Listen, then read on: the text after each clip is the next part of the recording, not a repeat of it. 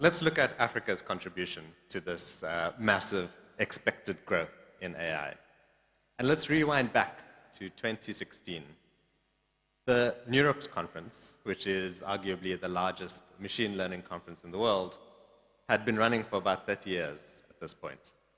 Now, how many papers submitted to this conference in its 30 years of existence do you think were authored by an African author based in Africa? Any guesses? I hear 5, I hear 1, I hear 0. Yeah, the shocking statistic is that there were 0.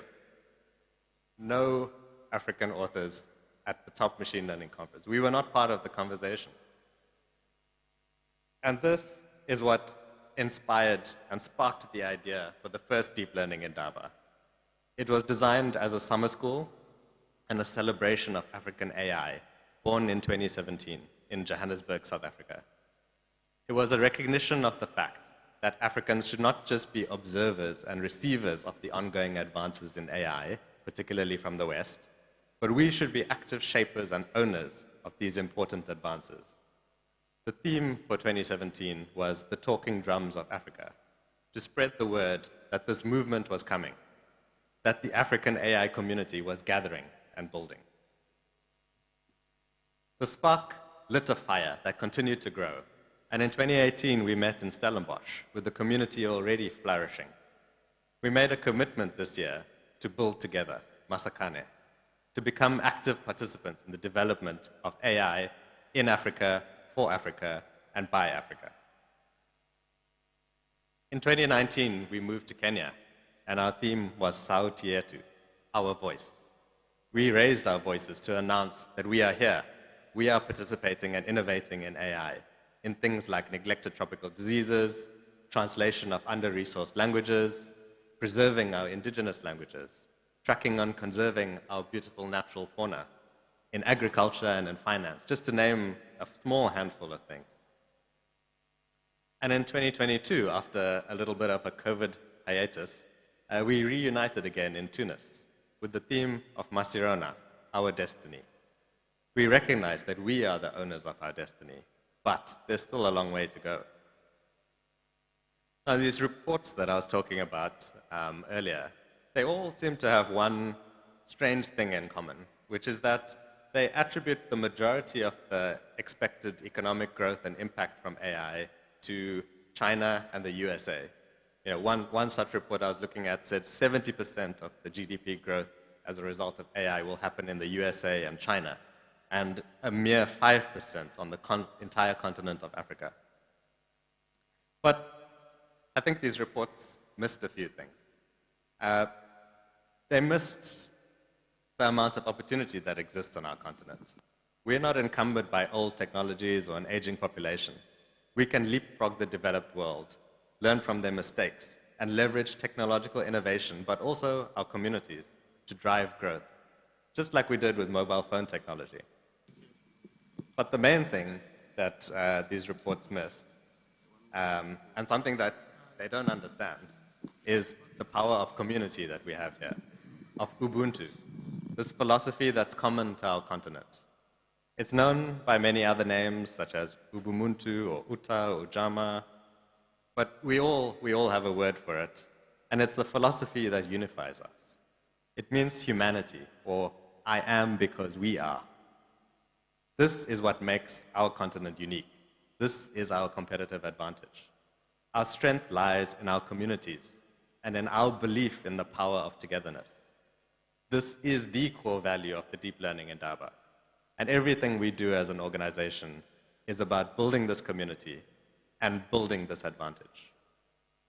This value of Ubuntu is seen in the way the Indaba operates. That the event was put together by a team of 50 organizers, all of whom are volunteers. We do this out of passion for growing the community.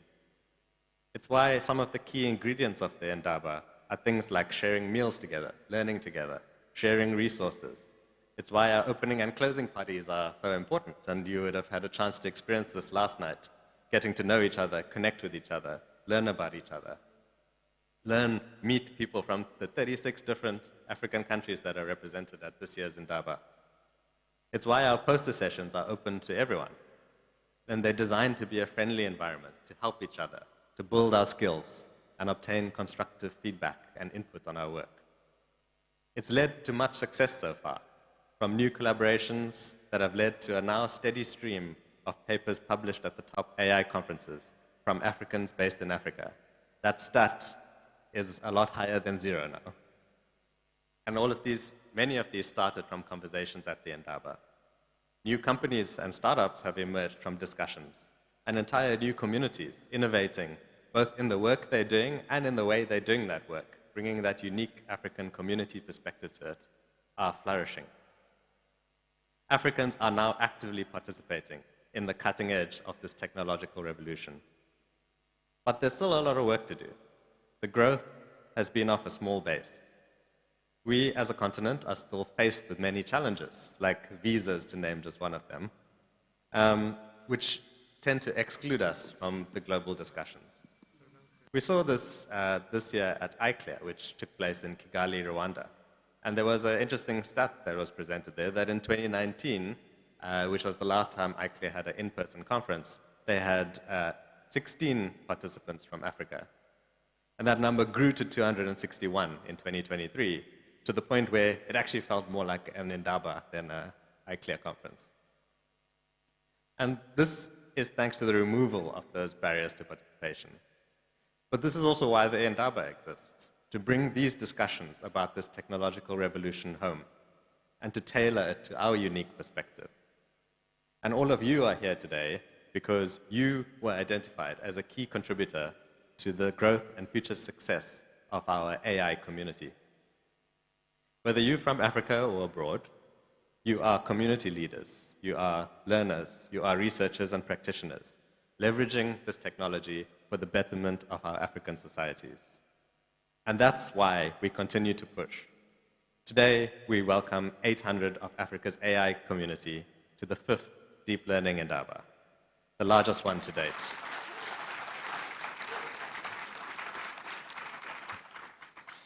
And it's taking place here in Accra, Ghana. But why did we come to Accra, and what's our theme for this year? To answer those questions, I'll pass you on to my co-general chair, Delali.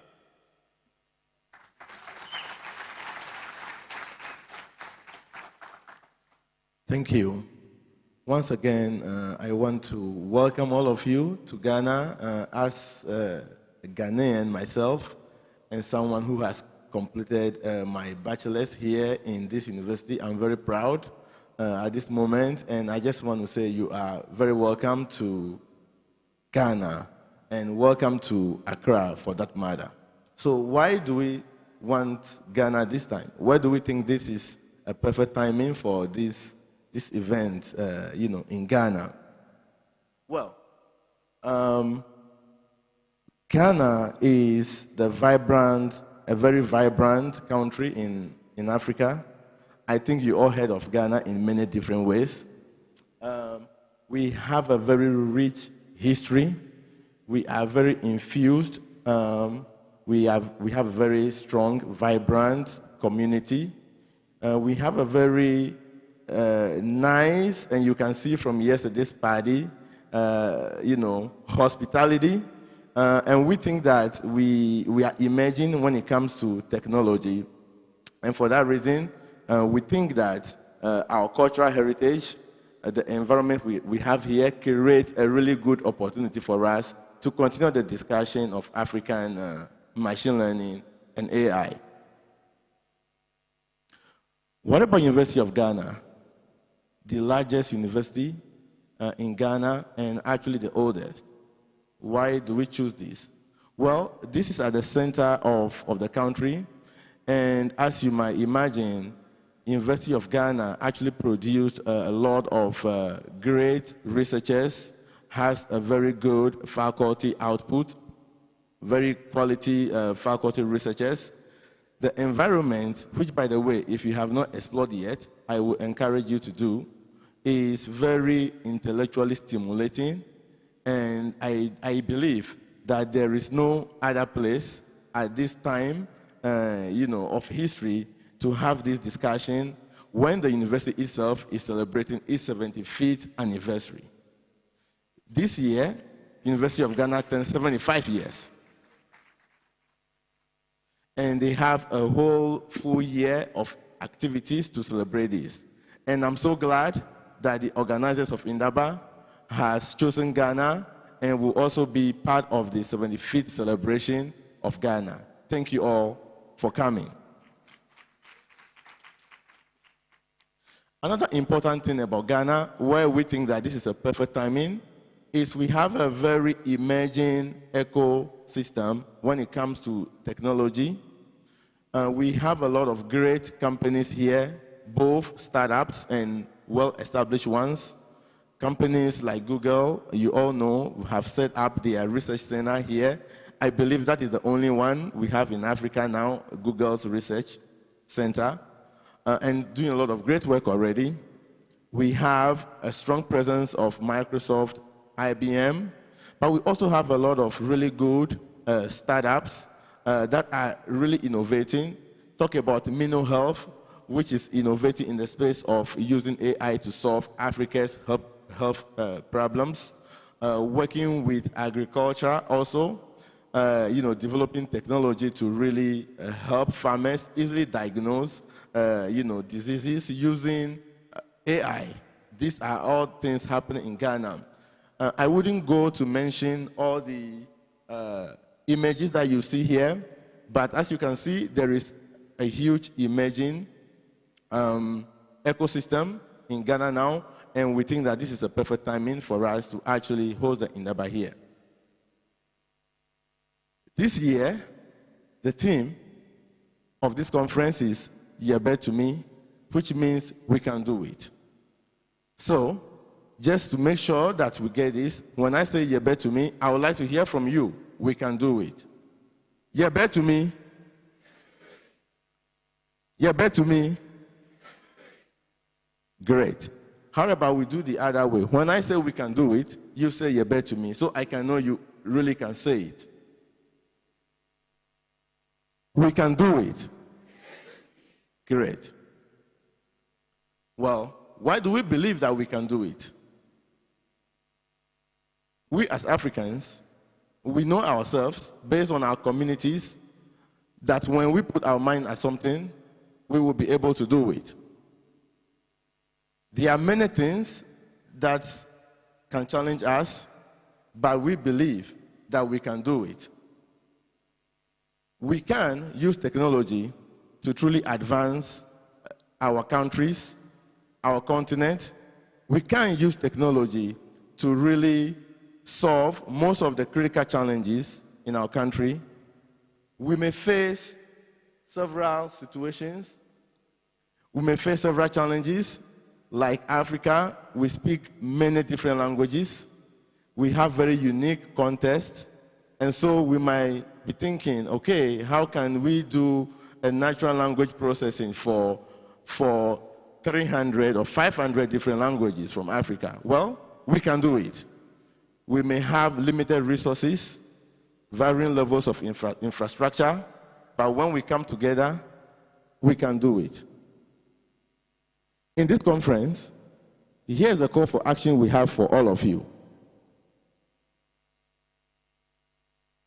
If we come together, if we are united, we will be able to do this. So in this conference, I encourage you to spend the time connecting, networking all over with all researchers here.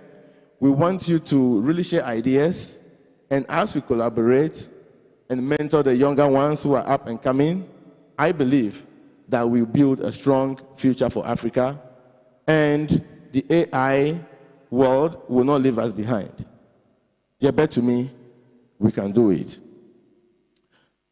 Are you ready for this week?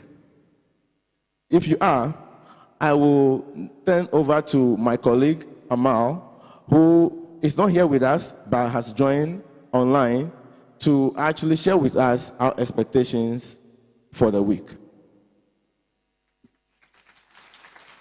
Thank you very much, Dilali. Thank you. Hello, everyone. Good morning. I hope you are hearing me okay. Well, I would suggest to start with another round of "Yeah, bet to me we can do it" to check that. Yebe to me? Yay, I can hear you. Great. So, welcome everyone to this edition of the Indaba. I can't say how happy and excited we are to be at this moment, to be with you, and how impatient I am to join you in person in a few weeks and connect with everyone of you. Before that, I would like to walk you through what to expect this week. And after the great introduction of what we had by Avishkar and Dilali to introduce our values, the path or the journey that took us to here, and set the tone for the theme of Yebe to me, I would like to talk about how our amazing program committee shaped the program for you. I don't know. I don't see the slides.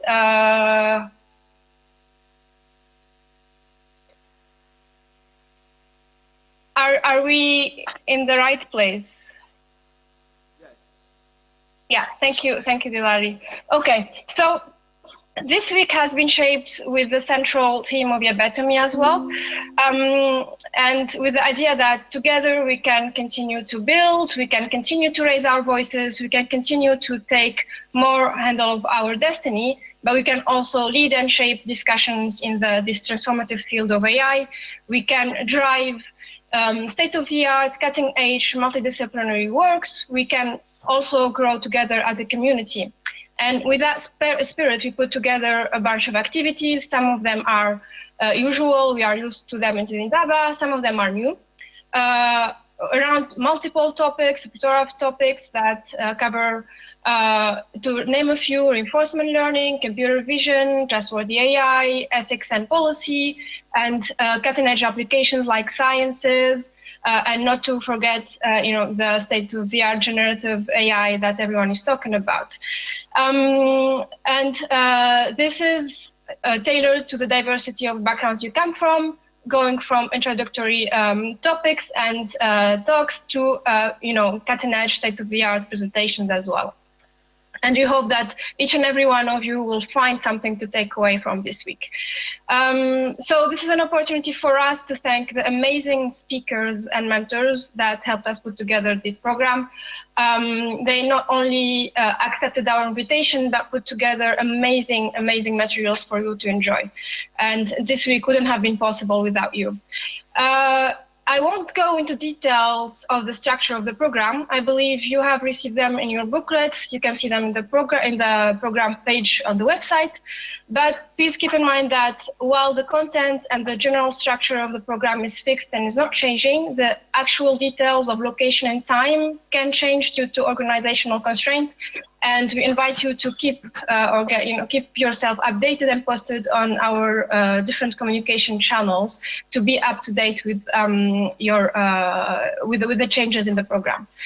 So with this out of the way, I just want to highlight some of the key components of the program that we think are key to achieving our purpose and to the spirit of Yebe to me. If you can go to the next slide, please. So I would like to start with some new additions to the Indaba. This year, we are experimenting for the first time with a multilingual Indaba, starting with the French language for mostly practical and statistical reasons. French language is the second most spoken language in the continent as a first or second language. We also have the chance to work with a Francophone community for a long time through our workshops, who helped us to put together practicals that are designed and led both in English and French.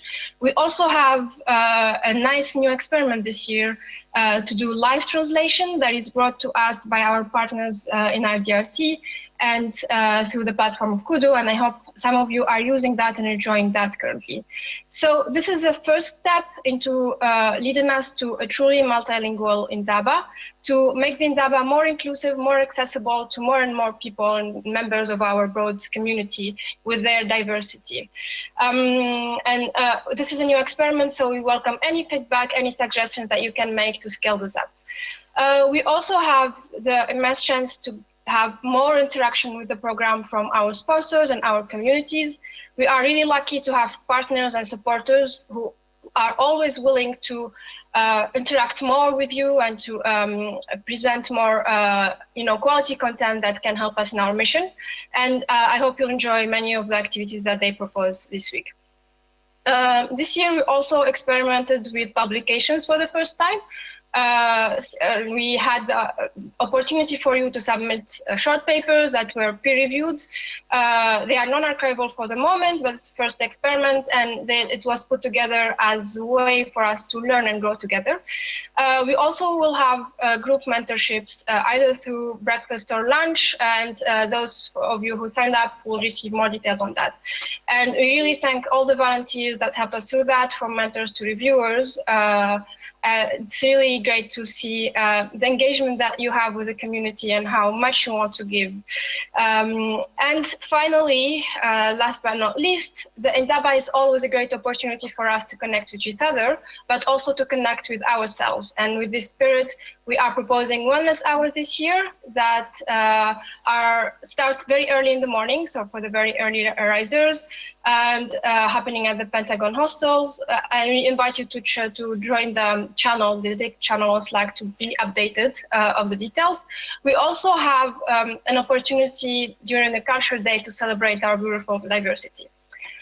So with the old components of the Indaba and the new components, we have a very packed week ahead. But I would like to highlight some milestones, some key components that we invite you all to join, and we really encourage you not to miss.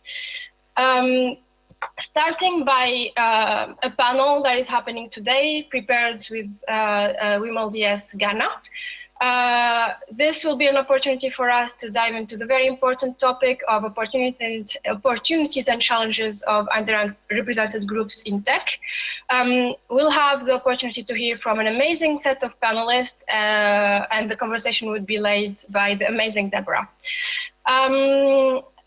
This will open to all attendees, so you're all very welcome to join. You're also welcome to join the cocktail, but we require sign up for the cocktail due to limited capacity of the venue. Later this week, on Wednesday precisely, we'll have another panel, this time gathering more communities around from Africa and globally, and will be led by the amazing Jade to actually talk about challenges that this community face to build, to connect, to grow, and it will be an opportunity for us to exchange experiences and learn from each other and grow together, also to see how we can work together to achieve our common goals. Then, as usual, we will have poster sessions, multiple of them. The addition this year is we'll have more poster sessions, so more fun. We have wonderful works that are going to be presented there. Over 250 posters are going to be present this year at the Indaba, and divided in 3 sessions. You can see the details here. We are also very proud and happy to bring back the awards to the Indaba this year. And you will have the opportunity to hear from the Aleli Williams, the Kambuli, and the Matai Award winners on Wednesday, Friday, and Saturday, as stated. So please make sure to come and hear these wonderful presentations. Then, as I said earlier, we'll have a Culture Day, and generally we will have a very packed Thursday evening that we invite you all to join. We will start with a dinner, a cultural dinner, that is open to everyone, and where we offer a dinner to everyone, so you're all very welcome to join us.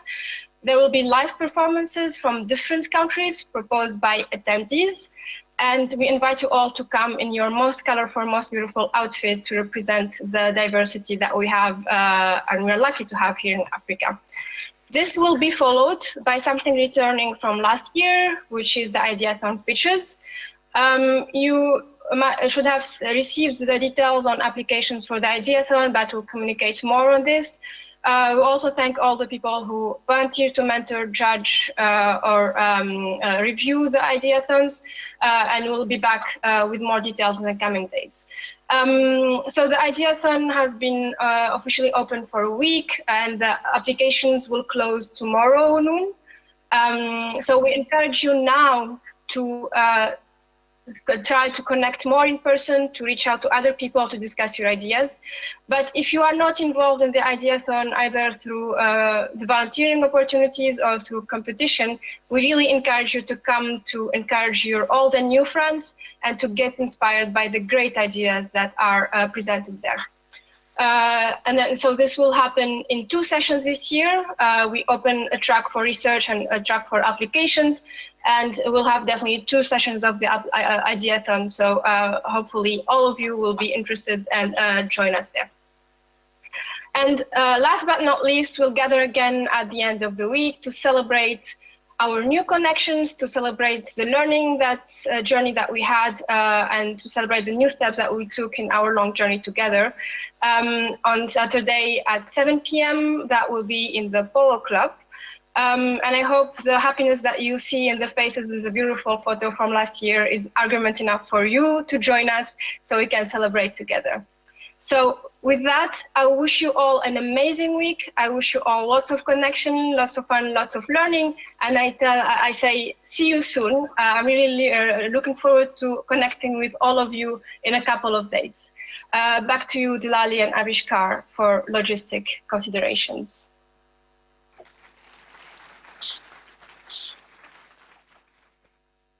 Thank you very much, Amal. And we're looking forward to having you here later this week.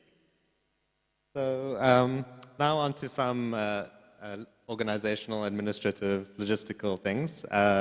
First and foremost, the code of conduct. So the full version of the code of conduct you can see on our website, and it's also printed in your booklets that you would have received when you checked in. So this is very important, and our code of conduct is based on this uniting philosophy that we have of familyhood and unity. If we were to summarize the code of conduct in just a few words, really it's about being kind to each other, being mindful of our differences, and being responsible in our behavior.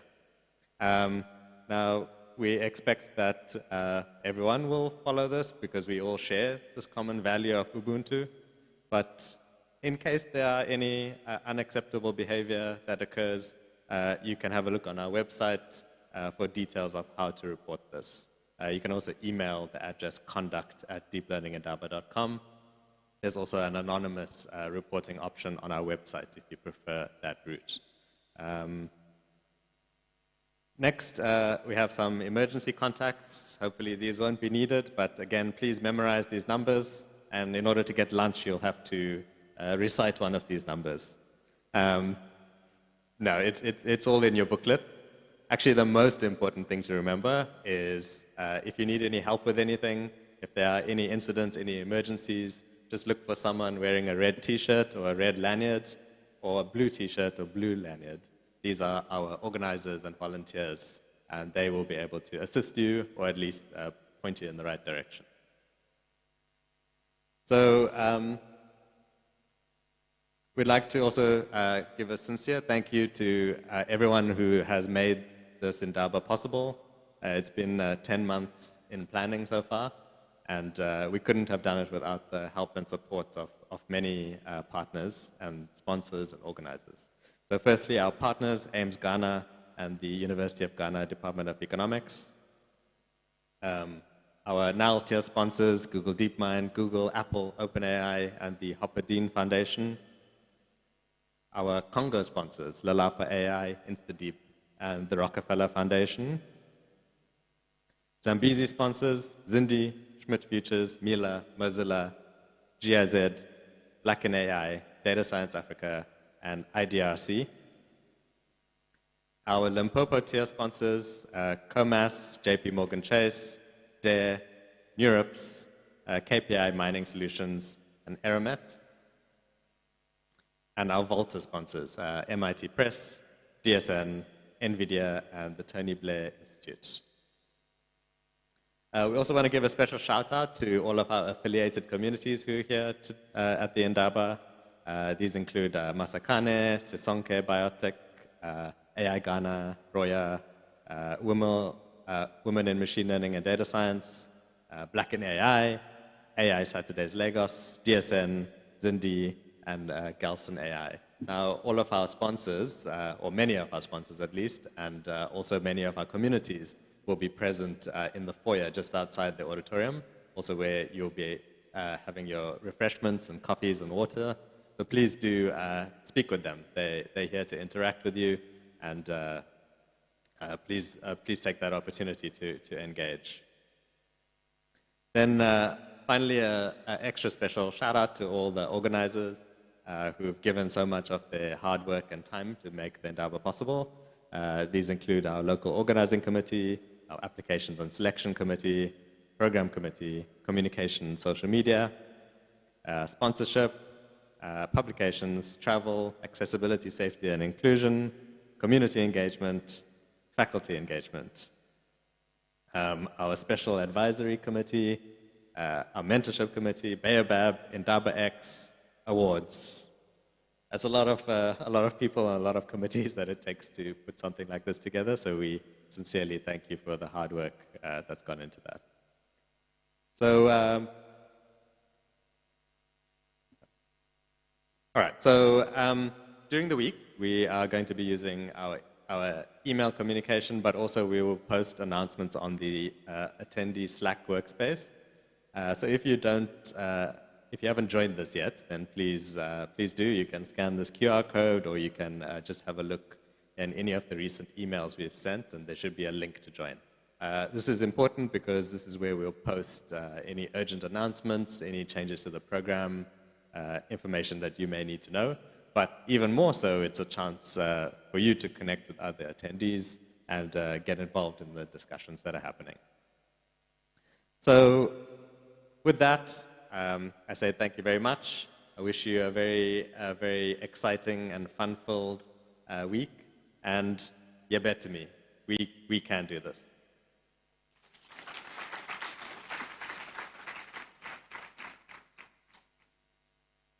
All right, so next I would like to hand over to our very gracious hosts at the University of Ghana, in particular Professor Barbara Tang from the Department of Economics, and he will be introducing our next speaker.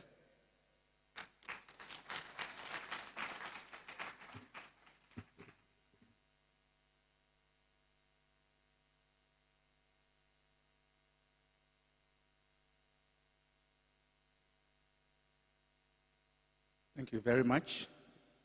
Before I start, let me use this opportunity to welcome you to the Department of Economics, University of Ghana, the City Conference Center. I pride the department as the single largest department in the university in terms of student numbers and faculty. Now, my duty is to introduce the one who can welcome you better. The person holds PhD in agricultural economics from the University of Bonn. In 2007, he became the first Ghanaian to be inducted into the DAAD-sponsored Africa Good Governance Network. The person I'm talking about has warned me not to give extensive introduction. And therefore, I will just say that he was the director of the Institute of Statistical, Social, and Economic Research, ISE, at the University of Ghana, and he's currently the Pro-Vice Chancellor in charge of Research, Innovation, and Development at the University of Ghana. And he has acted many times as Vice Chancellor of the university, and I'm referring to no less a person than Professor Felix Ankuma Asante.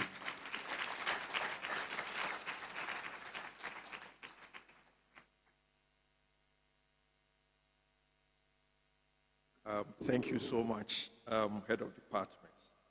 I didn't warn him. He just decided to be short. Thank you for the kind words. Distinguished guests, participants across the globe, and most importantly, our esteemed African community, ladies and gentlemen, good morning. On behalf of the management of the University of Ghana, I wish to welcome you all to our beautiful campus, and I send you greetings from our Vice Chancellor, who is on a short leave and currently out of campus. We are gathered here for the deep learning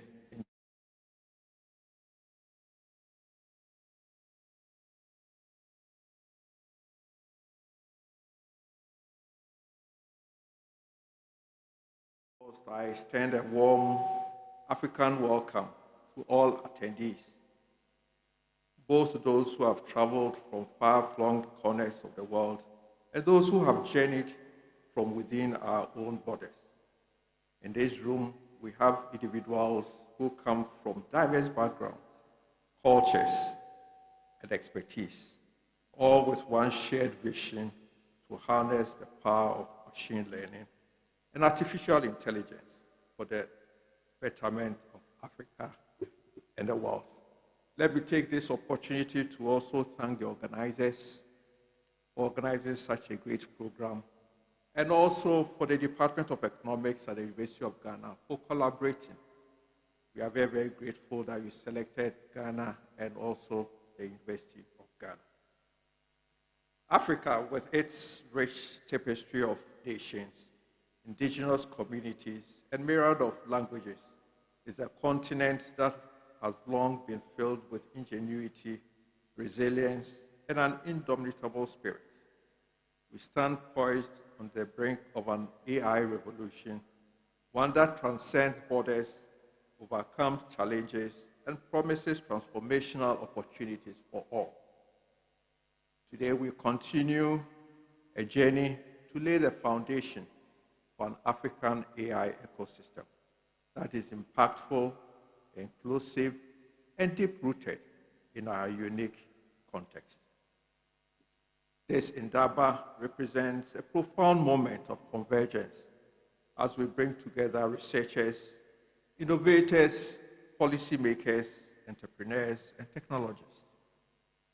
The goal is not simply to cultivate a culture of deep learning and AI, but to forge collaborative partnership rooted in trust, respect, and a shared commitment to unravel the infinite possibilities AI can unveil. Together, we strive to enable prosperity, sustainability, and social advancement across our continent. We recognize that Africa faces its unique set of challenges, but we also acknowledge the untapped potential that lies within. The vast landscape, diverse wildlife, and vibrant societies provide us with an unparalleled opportunity to apply deep learning and AI in transformative ways. From using AI to protect our endangered species and address ecological crisis, to leveraging machine learning to optimize agriculture and herald in a new era of food security, Africa can lead the world in deploying AI for a sustainable future. As we chart this new frontier, be guided by an unwavering commitment to ensuring that AI benefits all, irrespective of their socioeconomic status, gender, or background. No individual or community should be left behind in this technological revolution. Let us strive to foster an ecosystem that is inclusive, where the voices of women, youth, and marginalized communities are heard, engaged, and empowered. Together, we will redefine the ethical boundaries of AI, ensuring fairness, transparency, and accountability are the core of our innovation. To our international participants, your presence here today signifies a shared vision and recognition that AI is truly a global enterprise. Your expertise and diverse perspectives enrich our discussions and collaborations. We invite you to learn from the wealth of talent that Africa possesses, to ignite partnership that transcends borders, and to engage with our collective mission to shape the future of AI hand in hand. To our African colleagues, let us grab this opportunity to showcase the brilliance, innovation, and perseverance that have defined our continent for centuries. Let us dispel misconceptions and preconceived notions and show the world that we have the capacity and the drive to excel in the realms of deep learning and AI. Africa's time has come, and together we will rise to the challenge. At the University of Ghana, we have a research strategy that has machine learning and artificial intelligence as one of our 7 priority areas. And when we plan to address this through multidisciplinary approach, because we realize that one discipline cannot address the developmental challenges of our country and also in the world. Also, the University of Ghana Council has approved an innovation policy, and this year we are rolling it out, and I'm very, very happy that you are here, and there's a lot that the University of Ghana can learn from as we roll out our innovation policy. So with our research strategy and innovation policy, we at the University of Ghana, we are ready to confront the challenges of development within the country. In closing, I stand here filled with hope and anticipation. The deep learning in Indaba is not just an event. It is a movement that will catalyze a wave of innovation sweeping across Africa. Let us seize this moment. Let us forge enduring partnership, and let us embody the African spirit of Ubuntu, where we understand that I am because we are. Welcome to the Deep Learning Indaba, a celebration of African excellence and a beacon of hope for a future where AI transforms our continent, empowers our people, and propels humanity to new horizons. Once again, a warm welcome to Ghana, and I wish you a successful conference. Yebe to me. Thank you for your attention.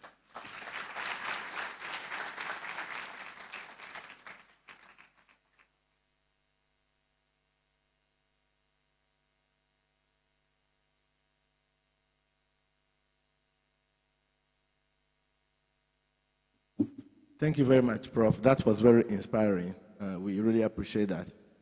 All right, so we are going to begin, or we are beginning to begin. And I would like to introduce our next speaker, who is giving a keynote.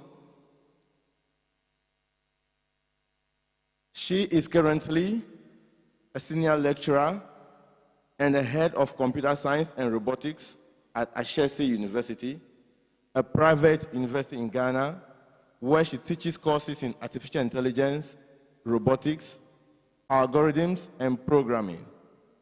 To expand robotics education in Africa, Dr. Ayoko Kosa co-founded the African Robotics Network in 2012 with Ken Goldberg, a robotics professor at the University of California, Berkeley. The purpose of EFRON is to enhance robotics education and encourages members of robotics communities in Africa. Ladies and gentlemen, let's welcome Dr. Ayoko Kosa.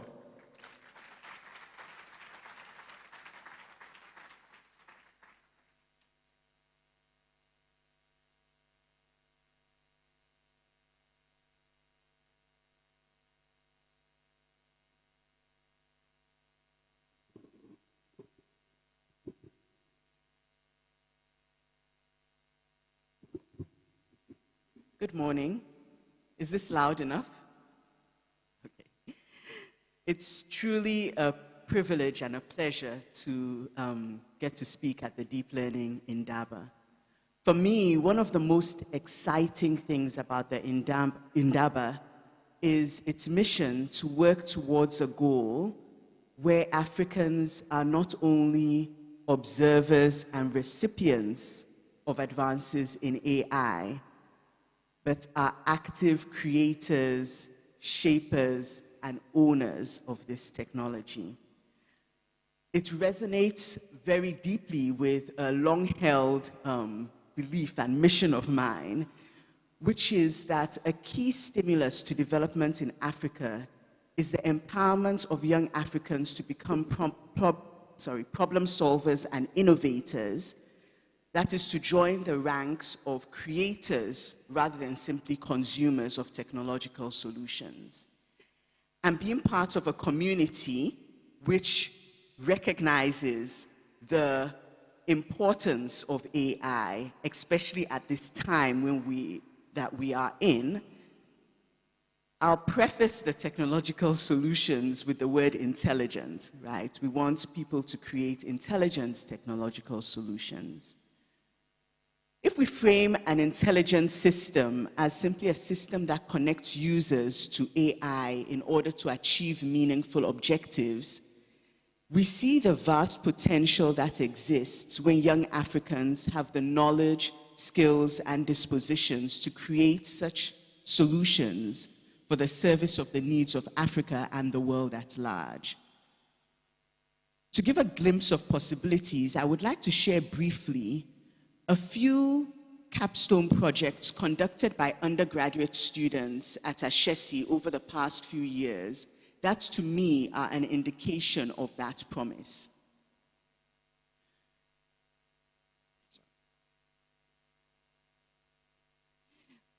A few years ago, a student, Maxwell, after taking an elective course in machine learning as an undergraduate student, probably in his third year, decided to work for his capstone project on a system or an algorithm to classify and quantify Plasmodium parasites in microscopic slide images using a convolutional neural network.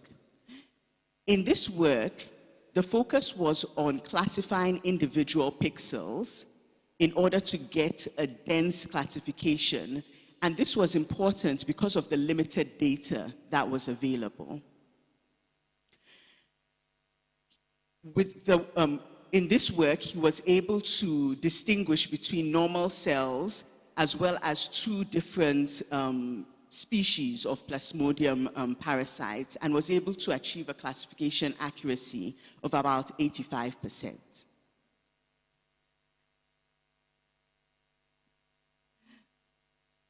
Not long ago, I think the next year, another student for his undergraduate capstone project, again having taken an elective course in natural language processing, decided to look at the issue of low resource languages, such as Twi and many of our African languages. And in particular, he was interested in whether he could create a fully functional NLP system using very limited data. So using recordings from a single speaker as well as testing with recordings for a few speakers. And because of the limited data available, the focus was on a project with a particular application area. So rather than a general translation system, he was looking at a focused application area, and for fun, he created a system that allowed you to search YouTube for popular Twi songs. So you could, speak the name of the song, it would search for the song on YouTube, find the song, and play the music video.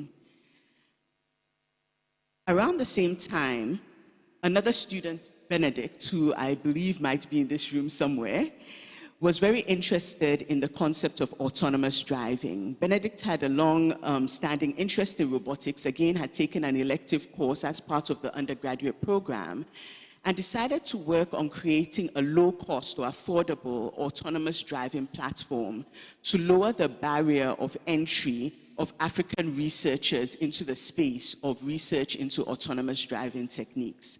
Now, this work was motivated by a personal experience Benedict had where his family was involved in a motor accident. And I mean, it's well known that motor accidents are a leading cause of death in Ghana and in other African countries.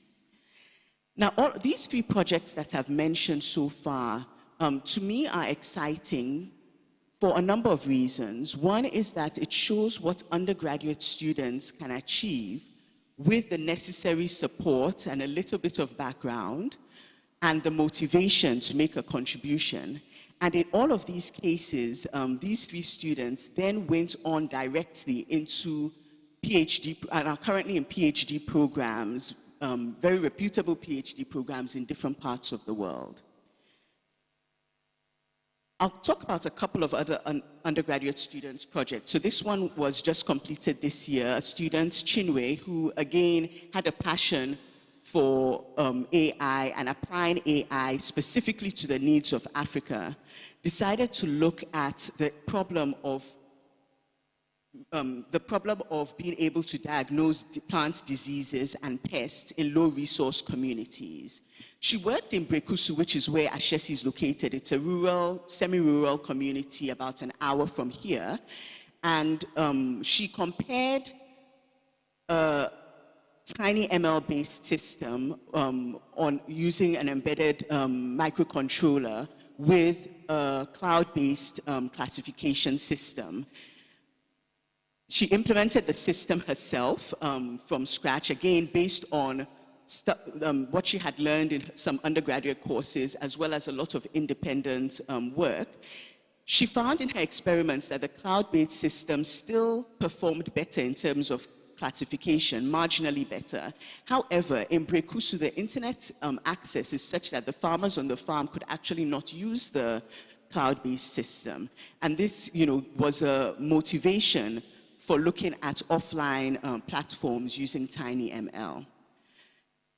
Also in the realm of not agriculture, but of the agricultural value chain, Kausara, a student a couple of years ago, watched her mom, who was a trader, spend many hours sorting cowpeas into, the bad ones and then various grades which were sold at different prices.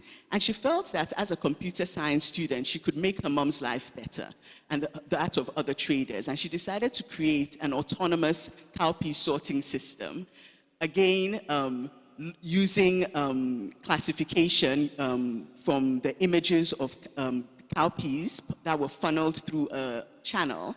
And she not only worked on the software, but actually created a prototype in the workshop on campus. Why do I highlight these projects? A lot of the time when we talk about, innovation, we think about things that happen in high-end labs in universities in different parts of the world, and think perhaps that to catch up, quote unquote, in Africa, we need to be able to establish these labs, and it feels daunting. The majority of students we have, Africa is made up of a very young population. Thankfully, we have more. There was a time a few years ago where only about 5% of the college-age students in Ghana actually had the opportunity to go to university. Thankfully, that has improved, and we do have many more universities. A lot of them spend a lot of time focusing on the undergraduate level. There's limited opportunity and limited graduate programs, and so in order to really have this movement of AI and machine learning, we really need to think not only at what can happen in advanced labs or at the postgraduate level, but what we can do at the undergraduate level to give students who have caught the AI bug, should I say, the opportunity to really put that into action at an early stage and then move on to do even more amazing things. There are many communities that are springing up and that are very active in terms of AI and machine learning in Africa. A lot of that seems to be happening outside of universities, and it would be great to see universities do more in terms of really setting students out on that journey, that AI and machine learning and innovation journey. In addition, even earlier in the pipeline at the high school level, there's much more we can do. And when we put that together in an ecosystem where you have faculty research, you have postgraduate programs, you have undergraduate programs, and you have outreach to high schools, then I think we can accelerate the movement that has already started. So in this presentation, I just wanted to share a few things that, a few initiatives that we at Ashesi University are engaged in, as together with our collaborators across the continent and all the like-minded groups, we try to accelerate this movement of getting young Africans engaged in innovation and coming up with technological solutions that benefit Africa and the world. By way of an introduction, Ashesi is a fairly small private university located, as I mentioned, about an hour from here in Brekusu in the eastern region of Ghana, primarily focused on the undergraduate level at the moment. And I should also mention that it's a not-for-profit institution.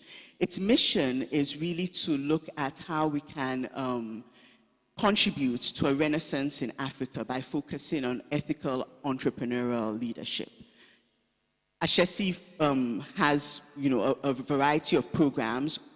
Our computer science and management information systems students probably form about a third of the 1,400 population. And so that's the context from which I'm speaking, a fairly small university here in Ghana. When it comes to building capacity through undergraduate programs, what has worked so far, or what we are doing so far at Ashesi is, of course, a multi-pronged approach. We started off with gradually adding to the offerings of elective courses within the computer science and engineering majors.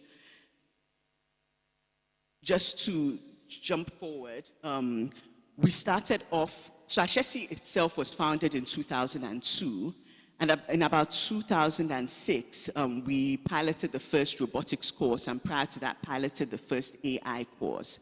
And for a while, those were just pilots, and nothing much else was happening at the university in terms of the general computer science program. But starting in about 2012, there was an effort to increase the offerings of courses that are available to students at the university. So the robotics course was reintroduced, data mining, parallel and distributed computing. We first had the opportunity to offer machine learning in 2018. Since then, we've been able to introduce elective courses in natural language processing, data science, IoT, computer vision. And last year, we changed the undergraduate program to now make a course in artificial intelligence required for all computer science and MIS students. And we believe that at this time, this is necessary. It shouldn't be possible to graduate with a degree in computer science without knowing at least something about AI. We hope that this will really, and this required course is offered in the second year. So the hope is that more and more students at an earlier stage of their computer science journey will catch the AI bug and thus move into the elective courses and perhaps go into graduate programs in AI-related fields. Of course, all students do capstone projects, and so that's a great opportunity to get to do a substantial project, applying both what one has learned in classes with what one learns on their own and through various communities that they might be involved in. There are also student clubs. There are projects and opportunities to collaborate on research with faculty. And for the really motivated students, like Benedict, if he's in this room, lots of personal projects that they work on. So just to go back in history a little bit, when we offered this first elective course in robotics back in 2006, at the time, there was, as far as we knew, almost nothing going on in robotics and AI in Ghana. But the goal was to really use robotics as a way of improving students' technical creativity and create an expanded notion of what computer science is. Because predominantly people thought of computer science as, you know, creating desktop applications. Web applications weren't even that big back then, right? But there was so much more that we could think of in terms of computer science, and we wanted students to have this expanded notion. At the time, the feedback was that students felt that they had really expanded their perspective, you know, and one particular student said, you know, I used to be afraid when, you know, tasked with developing technical projects, but I have more confidence now. And given that there was very little happening in terms of robotics and AI, there was also this new notion of, you know, we don't need to wait for there to be a robotics and AI industry in Ghana to start teaching this stuff, because it's these young people who are actually going to create that industry, create that movement. And so, you know, as one of them said at the time, you know, this is good for the students, and in time, real-world applications for the African continent will emerge from this exposure. And I think the exciting thing is that we're beginning to see that now. We're beginning to see that movement in Africa. We're beginning to see the startup companies. We're beginning to see more research. And this is in no small part due to things like the deep learning Indaba. For us, what works when working with undergraduate students is giving an opportunity for lots of project-based learning. So just as an example, with the elective robotics course, because, so, you know, in some larger universities, you might have a course on autonomous robots, you might have a course on manipulators, you might have a course on different aspects of robotics. So if you look at an institution like, say, Carnegie Mellon, which is one of the big universities focused on robotics, there are multiple robotics courses that are available to students. When you're working at a small university, you have to balance the resources you have and try to maximize the opportunity for learning and for impact. And so what tends to work well is having this very broad introduction that covers or touches on all the various areas in robotics, and then having a significant part of the semester where students have the opportunity to delve in on projects in either on the individual basis or in small groups, where they get to delve into a particular area that is of interest to them.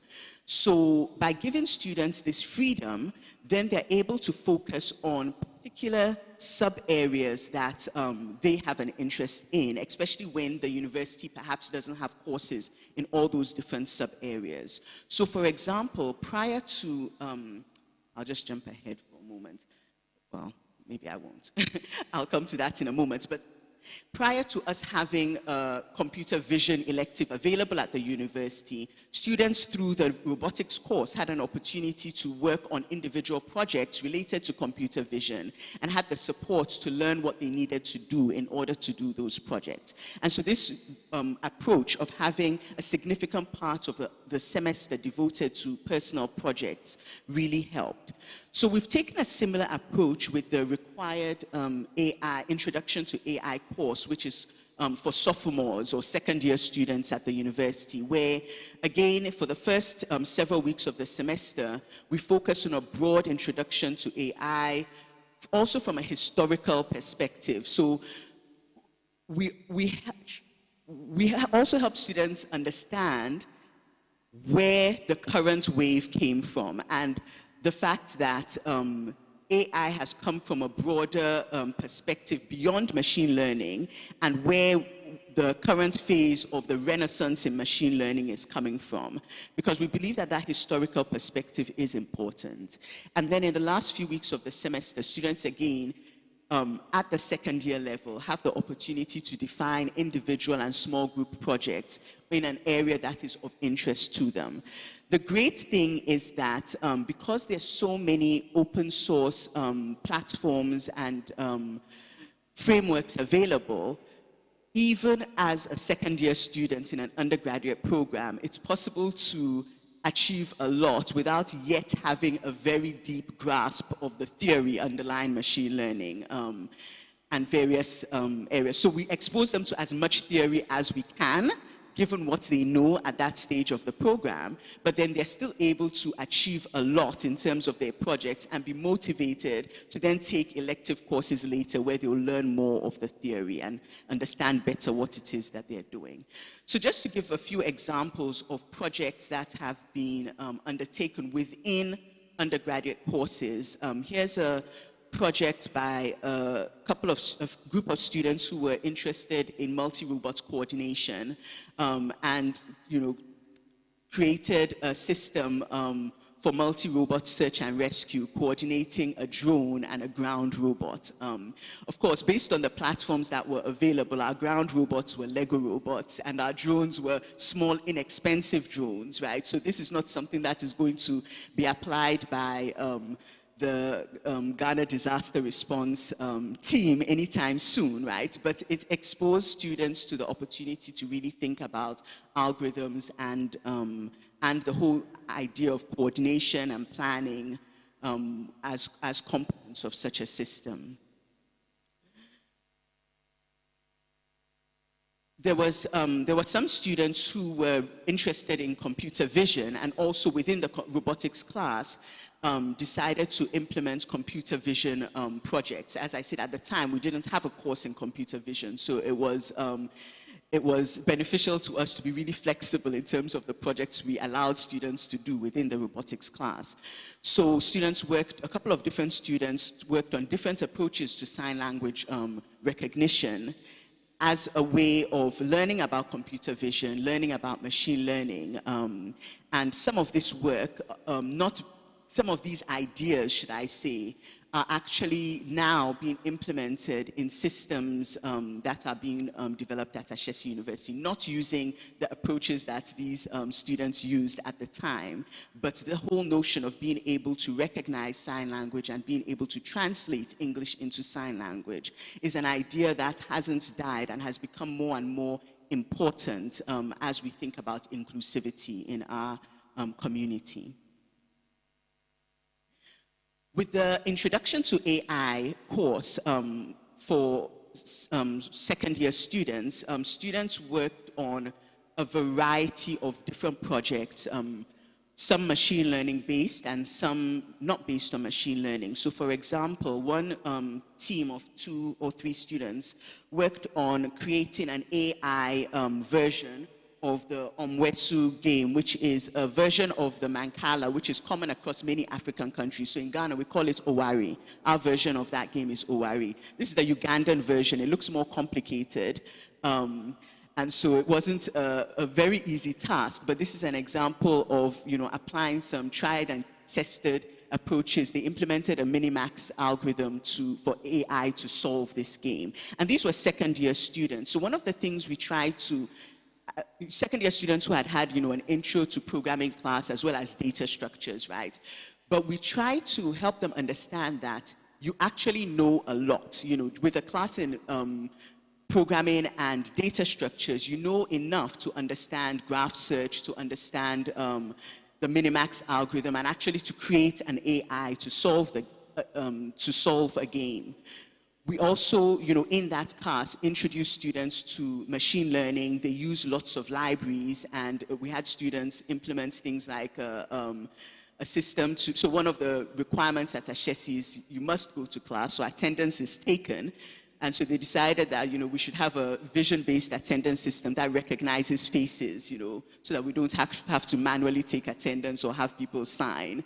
Some students worked on things like detecting whether people were wearing face masks. Thankfully, COVID is hopefully, knock on wood, behind us for now. So we don't have the requirements to wear face masks anymore. But you could imagine how it might be useful to be able to detect whether people are wearing face masks. And we had students attempt quite challenging projects, not altogether successfully. So for example, there was a team that tried to create an automatic speech recognition system for African accents, because for any of us who have used dictation systems, or even something like Google text to speech, sorry, speech to text, you may realize that they don't work very well with African accents, even when we're speaking languages that are, global languages like English or French. So although the published accuracies of these systems tend to be very high, they're trained primarily on accents from the global north. And when someone from Uganda or Ghana or Nigeria is speaking, there was a student who did a capstone project testing the accuracy of these systems, and the average on using speakers from the Ashesi campus was about 50% accuracy. Right, so these students decided to try to improve that by using a pre-trained model and then training it with additional data. A very good attempt. It didn't work too well, but the exciting thing is that we have faculty at Ashesi who are working on this problem. So there are solutions out there. So one of the things I'd like to mention with respect to our approach at Ashesi in terms of the work we do is that we, of course, don't think of computer science and engineering in isolation. There's a strong foundation of what we call a liberal arts course. So all students, regardless of their majors, are required to take courses in design thinking and entrepreneurship, leadership, ethics, African studies, as well as, of course, core mathematics, communication, and social sciences. And we believe this is important. Sometimes students come in thinking, why am I taking all these courses? I came here to study computer science, so I came here to study engineering. But we believe that this is actually really important because it also helps in students being able to think about problems from a multidimensional point of view, because as you're thinking about solutions to problems, it's not just about technology. There are many social aspects, and even having the disposition of wanting to solve Africa's problems, we think is really important. So we believe that the broad perspective is important. So what has worked so far, or is working so far, is, as I've already mentioned, project-based learning inside and outside classes, particularly at, as I said, our focus has been primarily at the undergraduate level so far. Using a lot of open source tools, as we already know, because at that level, students might not yet have a deep understanding of the underlying theory. A lot of co-creation with undergraduate students, taking advantage of external talent. So, in terms of introducing these courses, we didn't always have the expertise we needed in-house. And one of the challenges that universities in Africa face, especially in terms of computer science and AI-related areas, is the talent that is needed in terms of faculty. Right, and so working with external talents, things like visiting faculty to build capacity both of students and faculty has been important to us. And as I already mentioned, we're beginning to see a pipeline of undergraduate students into relevant graduate programs. There are, of course, open questions and challenges that many universities face. It's no different at other universities where I've spoken to faculty. But when you have a lot of students working on projects at the undergraduate level, a lot of the time they sort of finish and don't get taken further, right? And the question is, how do you carry forward undergraduate students' projects as you're churning out the next batch of students? Another big challenge, of course, for those of us working primarily at the undergraduate level is time, right? There's just not as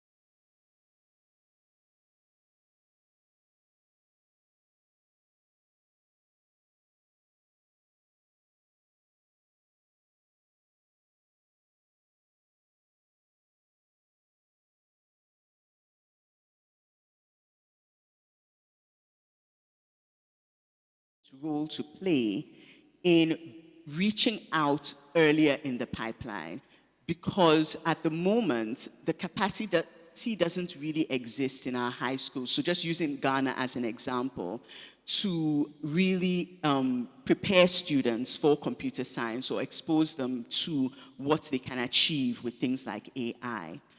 So at Ashesi, one of the things that we do is run a program during the summer/long vacation for high school students called the Ashesi Innovation Experience. And similar to the, should I say, the philosophy of Ashesi itself, the focus is both on giving students a foundation in leadership and design thinking, and then helping them build on that foundation in areas such as engineering, robotics, entrepreneurship, and recently we added in the creative arts. So the idea is that students, they come in knowing sort of very little. Most students come in, for example, not knowing how to code, but by the time they're leaving, they're able to,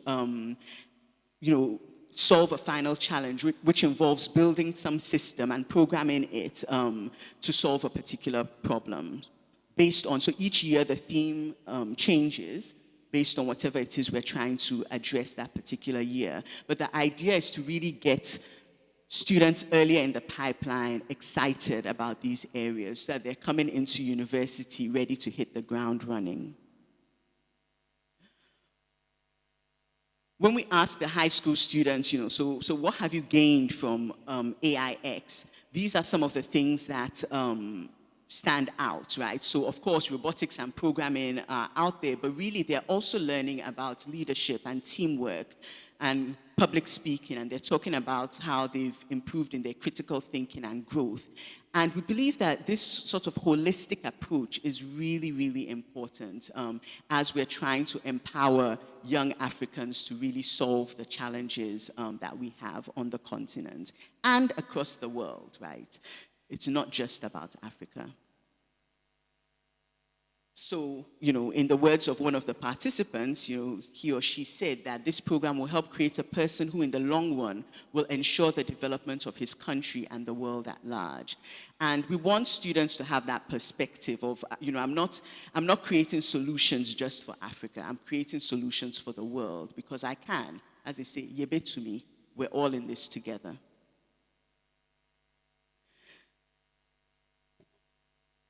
So, at Ashesi, our experience over the past 20 years has primarily been at the undergraduate level. And there are many amazing institutions that have strong postgraduate programs and research labs and opportunities in this area of AI and machine learning, or more broadly, intelligent systems. And learning from those that have gone before, standing on the shoulders of giants, Ashesi is planning to, or has already started actually, one master's program in mechatronics engineering, and will soon be starting another master's program in intelligence computing systems, combining expertise in AI with software engineering and system development as well as security. So we look forward to continuing this journey, working with all the players in this space as we really consider how do we make it such that a greater and greater movement of young Africans really feel empowered to create solutions for Africa and the world. To conclude, I'll just end with, a couple of reflections, personal reflections on this topic of educating young Africans to solve problems for Africa and the world. And, courses and projects related to intelligent systems are, of course, powerful tools for teaching a broad set of knowledge and skills to students. And really, so not everyone who participates in these programs or goes through these courses is going to, become a machine learning researcher or, stay in this area, right? But the idea is to really expand the vision in terms of possibilities and really position them to be problem solvers and creators. So we're collectively all together here in this room and across many institutions across the continent, looking at how we can empower a generation of young, smart students to create technological solutions to problems relevant to their communities and to the whole world. And we need to remember that it's not just about technology.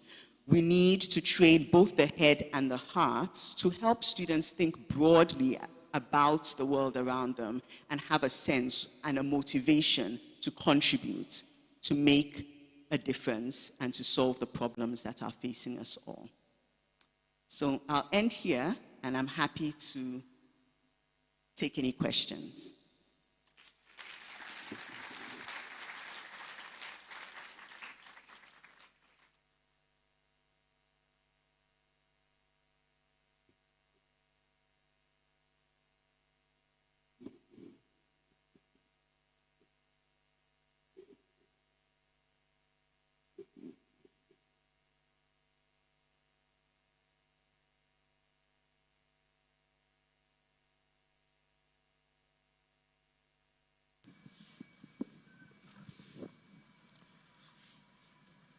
Okay, hello. Thank you so much for a wonderful talk. I'd like to hear thoughts on other universities also following in your footsteps, because you're clearly extremely innovative and you're trying new things and experimenting and you're piloting. What would your advice be to other universities across Africa to do the same? So a starting point,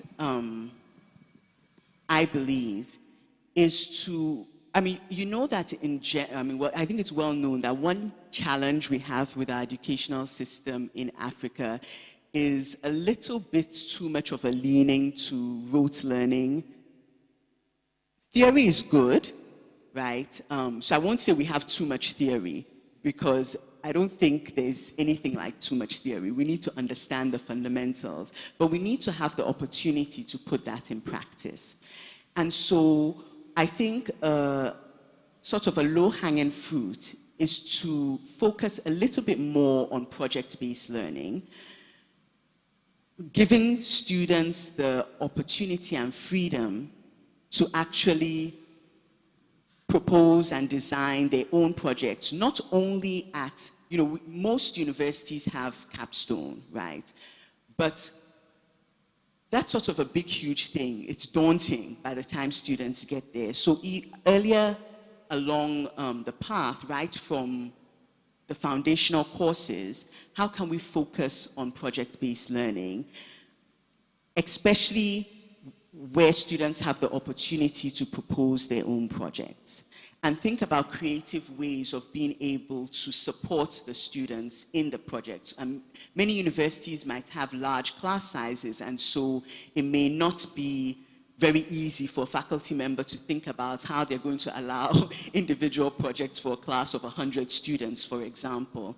Right? But can we take advantage of mentorship? Can we connect with different communities where students can be supported in their individual projects within classes by a support system that goes beyond the faculty member themselves, right? So that, I think, is a good starting point, thinking especially about, the undergraduate level.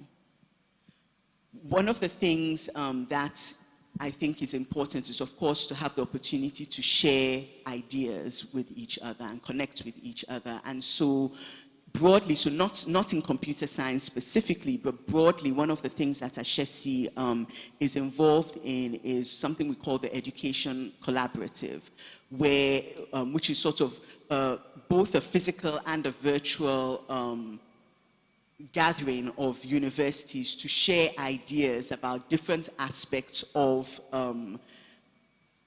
should I say, innovations in university education in Africa, with the idea that by sharing ideas, by talking with each other, we can all rise together. So I think that kind of, sharing and collaboration is really important. I don't know if that helps. Thank you very much for sharing your work. Sorry, I can't see. Yeah. there. Yes, thank you.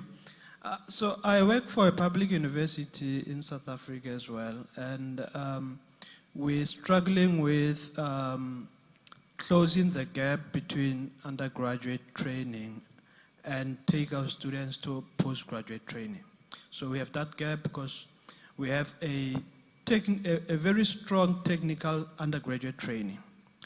So I just want to ask, from your opinion, do you think if you were working for a public university, you will have achieved the same work, looking at the red tape that exists there? Do you think you have achieved what you have done so far because you're working for a private university? And what's your advice on taking students who have strong undergraduate training and then preparing them for a research-based postgraduate degree? Yeah. Thank you. So that's not a fair question, right? I mean, definitely there are, should I say, there are opportunities that arise when working for a private institution in terms of freedom, right? Introducing new courses is much easier in a private institution in some ways than perhaps in a public institution. And so it wouldn't be fair for me to say what is possible and not possible in your setting, not being in that setting. However, the ideas that come to mind include, so most universities have the opportunity for students to do final year projects, I believe, right? Theses, applied projects, some capstone. And I think one possibility would be to look at how a given department could utilize that within, because there's freedom there to a great extent, right? Yes, they have to meet certain requirements, but how the project is executed, I believe there is flexibility even right at the department level in shaping what that experience is like. So one possibility might be to think about how to utilize that experience to expose or give students an opportunity to think more in terms of research and to think also more in terms of application and innovation. One could think of doing things like short boot camps before the final year, right? So maybe in the first, earlier parts of the program, they may not have had an opportunity to do a lot of applied things. Maybe their theory is very strong, perhaps. I'm hypothesizing based on the question, right? And so things like boot camps just before the final year to sort of broaden their perspective in terms of what they can do with these final year projects and giving them some hands-on skills for them to apply the theory that they've learned might help, because when it comes to getting into graduate program, it really helps when you have research experience, right? And so thinking intentionally about how can we make sure that our students are getting that research experience before they graduate, I think could be a good starting point. But of course, I think this is something which, through conversations, we all need to figure out together, because the institutions have certain constraints, private institutions have a whole different set of constraints, right? And I think it's just a question of trying to sort of having the motivation to think outside of the box in terms of how we can, get over these constraints that we face. Hello. Yeah. Here. First of all, thank you for the fantastic keynote. So I appreciate the emphasis that's been put on building capabilities at the undergraduate level. But I think sometimes undergraduates strongly benefit from being part of research that's been done at a level above undergraduates, right? Definitely. So do you think that undergraduate research is limited in the absence of strong graduate or faculty level research? And in the case of Ashesi University, you mentioned a certain number of faculty-level research. What's the involvement of graduate and undergraduate students in these projects? Mm-hmm. I mean, I think that's a very good point. And certainly, undergraduate research is stronger when you also have the postgraduate and faculty-level research happening, and that's the ideal. I think even in the absence of that, though, it's important to start somewhere. And with the undergraduate research that goes on, there's strong mentorship from faculty to the extent possible. So there are several opportunities for students to work together on faculty, both formally in terms of things like the capstone projects, but there are other opportunities earlier for students to work either as interns on faculty projects, or there's this course that we offer called the, let's see if I can remember, the acronym is CAREEN, but it's something like the Creative and Research and Innovation, something. I can't remember the full name of the course, but it's an opportunity for students who have a strong interest in research in their third year or even second year to be paired with faculty and work with faculty on research. So yes, having that postgraduate and faculty level research further strengthens the possibilities for the undergraduate students really being able to make progress. And it's really helpful when they can plug into an existing project rather than start from scratch. But again, in the spirit of Yebe to me, we need them to think that even if they're starting from scratch, there's a lot they can do. And I think there's several projects that illustrate that. So for example, with someone like Maxwell, there was no research going on at the university in terms of automatic detection of malaria, right? But he did have the opportunity to be mentored in his capstone research by a visiting faculty member who had a little bit more expertise than was available at the time, right? So taking advantage of the expertise that is available, I think, is really important. Hello.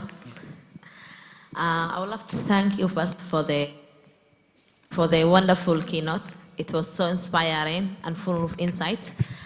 Last month, I was at the University of Johannesburg, South Africa, for a research visiting.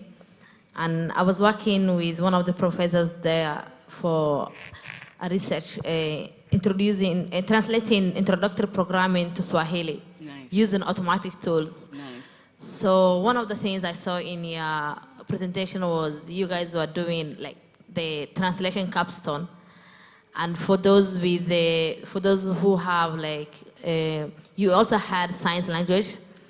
So I will one of the things our research included was like for those people who can't read, for them to have automatic audios. Like there's capstones, and then there's a lot of AIs right now that can given the captions to be made into audio. So I wanted to ask you, is your data set available to public or it's private? It will be eventually, but not yet. I mean, this work is still ongoing. The data set is actively being built. So the data set that has been published so far is the data set around financial inclusion applications, but the work with respect to the learning management system and that data has not yet been published, but it will eventually be published. Yeah. Thank you very much for this presentation. It's a good one. Because this is what, sorry, I'm Esther from Nigeria. Some of us in academics, it has always been how do I put it now, a burden in the heart. Because another thing for you to train these students, it's another thing for them to be useful in the market.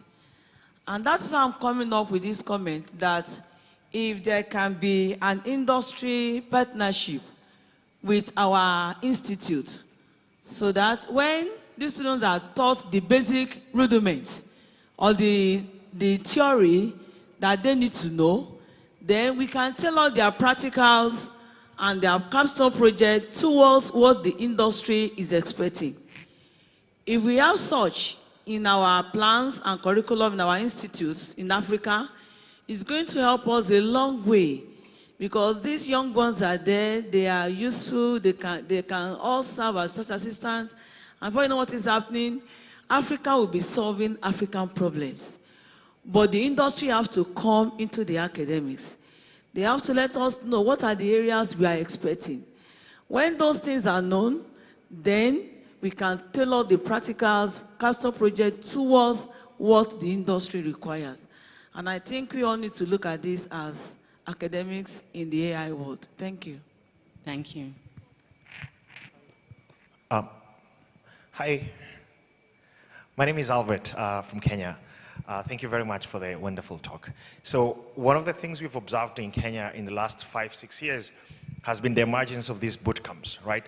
So even now parents think it's better to take a kid to a boot camp for 12 months, and they're able to do JavaScript and all these and earn a living, right? Because at the end of the day, jobs is a very important aspect of the whole thing. And I love the work that you're doing from a research side. Now I'm interested to hear what Ashesi is doing in terms of the same to make sure that the graduates they're churning out there are able to readily enter the market, because I think that's where the gap is, and that's what the boot camps are trying to seal. Thank you. So I think one thing that is really important is to ensure that the courses at the undergraduate level are not just theoretical, right, but are practical. And I think that's one thing that is a strong focus. So, you know, we don't want a situation where someone goes to university and then needs to go to a boot camp to get a job, right? That'll make them think, okay, let me just do the boot camp and not go to university at all, right? But there's a lot one learns from university, because as I often tell my students, it's about, just to give you an example, in the robotics course that we do, the projects that the students execute, as someone looking at the demo, right, it might look very similar to the projects that the high school students come and do when they come for 2 weeks, right? So as I was telling my students just the other day, you might have a robot that starts out at the door, is able to avoid obstacles, and end up at some goal. And someone observing might say, oh, but look, the high school students who came for 2 weeks were able to do that. So what is it, why have you had to take a 14 weeks, semester-long course to do that? And the reason is that the high school students are using ad hoc approaches. They're hard coding, a path. Anything changes, there's no real algorithm underlying what they're doing, right? Anything changes, the whole thing is going to fall apart. But you in this robotics class are learning not only, you're not learning ad hoc approaches, you're learning algorithms, and then you're learning how to implement them, right? So that you still have the robots achieve the same thing, but now this solution is robust because it's, what is underlying it is a real, planning or coordination algorithm, and when the environment changes, it's still going to work, right? So there's something that is important about university, to broaden it, right? You're learning not just how to do, but why, and you're learning the foundational principles so that you can also innovate, right? But the challenge is that if we focus too much or only on the theory and the why, and students don't know how to apply, then we have this disconnect between what students know and what the job market expects, right? And then you have this situation where after going to university, I now need to go to a boot camp to get the practical skills that I need to apply in my job. And so it's really important for universities to blend both theory and practice, right? And this is, going back to this whole idea of project-based learning and making sure that every step of the way, students are given the opportunity to apply what they learn, right? So that, getting a job shouldn't be a problem because you have real skills. And in addition, you have real knowledge that's going to enable you to build on those skills. You're not going to be stuck in one place. And I think this goes, of course, beyond, you know, AI and machine learning. It's a broad issue. I don't know if that, I can't really see because of the light. So I don't know if that addresses the question, but yeah, thanks for that question. Hello. I'm Malaika from the University of Mauritius. Thank you very much for this presentation, nice expose. One thing that I would like to know, you know, you have changed, to do this, you should have changed the curriculum, etc. What are the challenges that you have faced at the university? For example, all the colleagues should have taken on board to do that, because to do this kind of project, you need your colleagues to be on board, because we have mentors, we need mentorship, etc. What are the challenges that you have faced at the university, and what support you got from management to introduce this to your curriculum? Yeah, I would like to know about this. So one thing I'll mention is you'll notice that from all of the courses, the majority of the courses I mentioned were elective courses.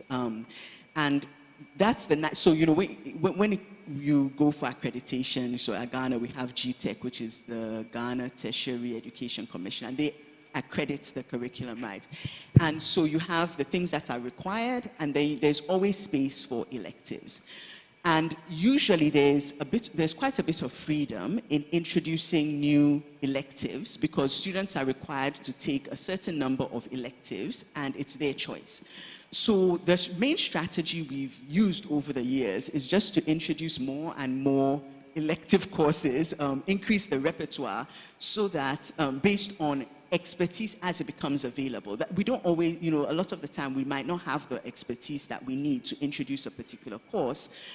Sometimes, so for example, when we introduced machine learning, it was because we had the opportunity that year to have a Fulbright scholar as a visiting faculty at the university who was able to develop and teach the machine learning course for the first time. And since then, we've been able to do that and keep it up, right? Sometimes, you know, so we take advantage of opportunities to get the expertise we need, and we usually start by introducing elective courses, because there's almost no red tape to introduce an elective course.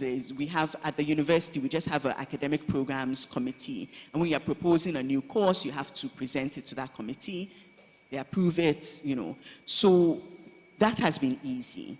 Now, last year, so a couple of years ago, the entire university was going through a curriculum review, and we took that, so that was across departments. So we took that opportunity then to actually make one AI-related course required, right? And so that requires, you know, approval, you know, at the different levels at the university. And our university is small, so the red tape isn't too much, right? And then, of course, it was aligned with the time when our program was being re-accredited with the government body. And so we just, you know, put that in. It's being re-accredited, and so now it's part of the program, right? So that's basically the approach we've taken. The other way, with respect to the content of courses, right? So if, for example, we take the Introduction to Computing course, right? There's certain core content that's supposed to be covered, but there's always room to slip in things within courses that are already existing, especially when it comes to the projects that students are going to be doing. So that's another way to change things without really changing a lot on paper, right? So things in practice are changing, right? But the core is still the same with respect to whatever regulations you have. So that has been our approach. Thank you so much for a great keynote. My name is Fatima Tambajang, and I'm from NVIDIA. I head our developer and startup ecosystem. I think adding to the comment that the lady had around industry, it is a challenge that we also see. When university students graduate, placing them within our ecosystems of startups is a bit tricky. So some of the solutions that we offer in the market are teaching kits and developer programs. So I'll be around if anyone wants to have a chat. Happy to get feedback as well from the community on how we can fine-tune our offerings for the African market. Thank you. I think we'll be taking the last two questions because of the coffee break. There's one right here in the front. I'll make a plug for her. She keeps raising her hand, but no one has seen her.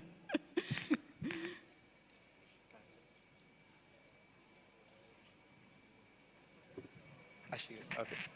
Yes. My name is Remy. I'm a student here on campus at University of Ghana. Sorry. Okay. So please, I want to ask, is there any program where students from other universities can collaborate with students at Ashesi University to work on projects or maybe solutions to collaborate together? That's what I want to.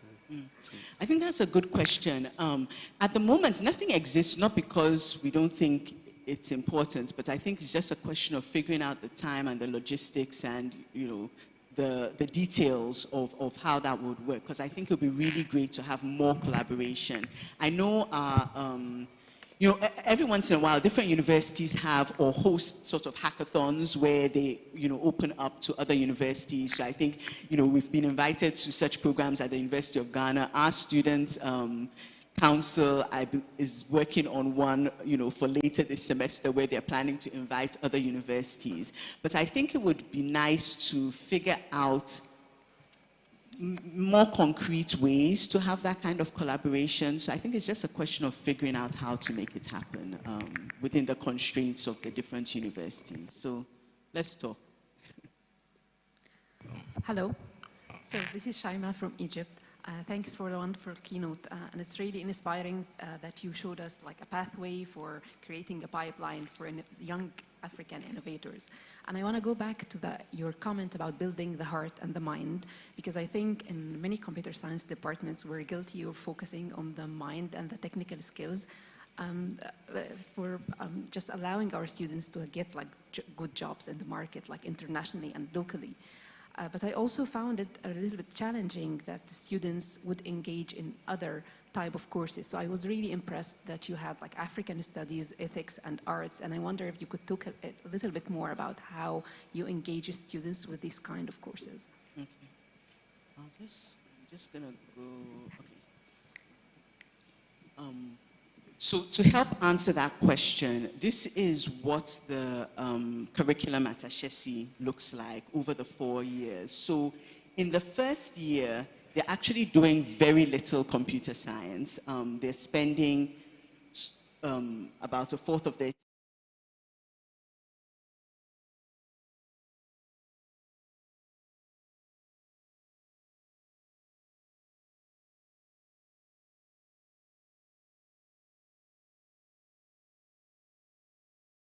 the share of the liberal arts core decreases. So in the second year, it's sort of about half related to the major, half related to the core math, social science, writing.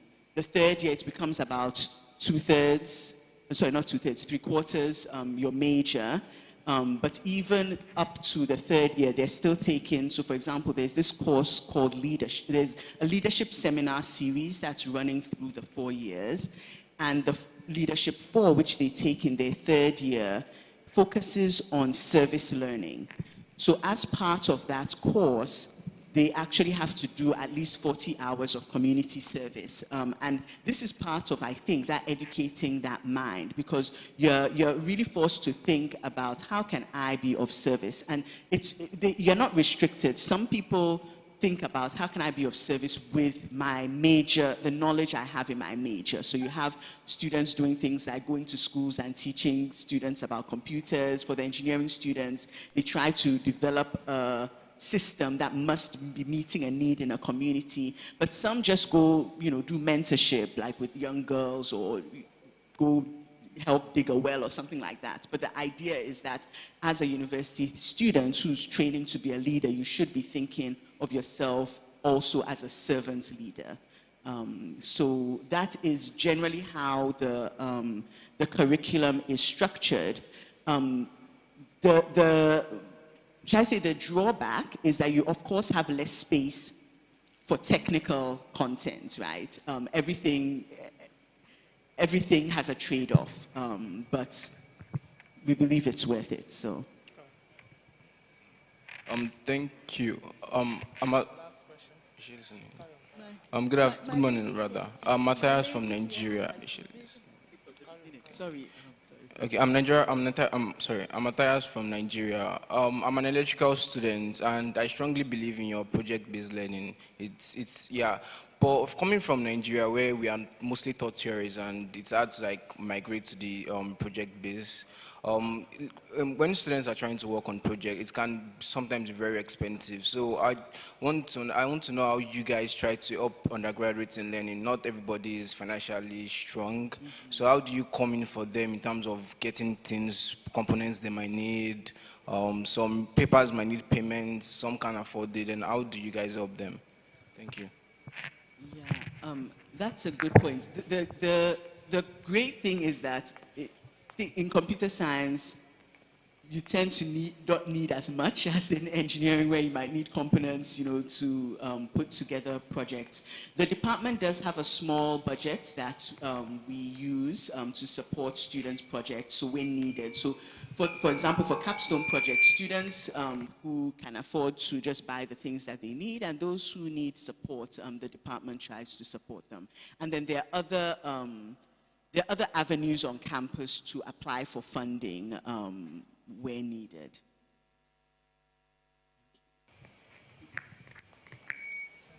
Please help me in thanking Dr. Ayoko with a round of applause. I realize that we do have more questions, but it's a coffee break now, so please do take the opportunity to go up to Dr. Ayoko and speak with her. And she is around for the rest of the week, I believe, so there will be opportunity to speak some more.